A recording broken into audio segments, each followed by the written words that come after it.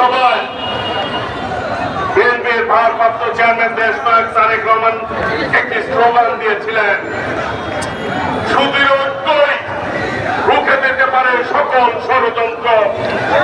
সেই ষড়যন্ত্র কিন্তু এখন চলছে, যেটি আমাদের নেতা দেশনায়ক তারেক রহমান 6 মাস আগেই বলেছিল।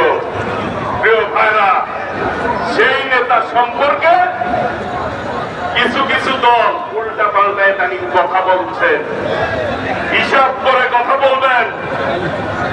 জামাতে ইসলাম বাংলাদেশের মানুষ রাজাকার বলে যাদেরকে গালিগালাজ দিয়েছে, ঘৃণা করে যেই দলের নাম মানুষ উচ্চারণ করে, গণতন্ত্রের স্বার্থে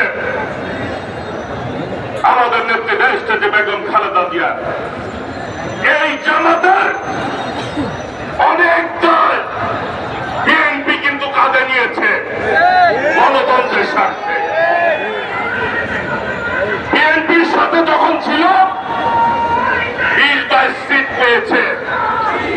96 সালে আওয়ামী লীগের সাথে একবার গিয়েছিল, 3 সিট পেয়েছিল, 3 সিট।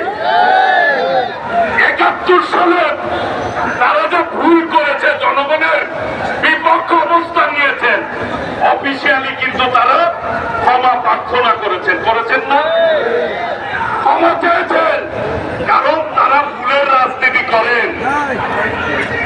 96 সালে আপনাদের মনে থাকার কথা, এই আওয়ামী লীগের সাথে জামাত আন্দোলন করেছিল এবং আওয়ামী লীগ পরবর্তীতে ক্ষমতা এসেছিল জামাতের ভুলের কারণে।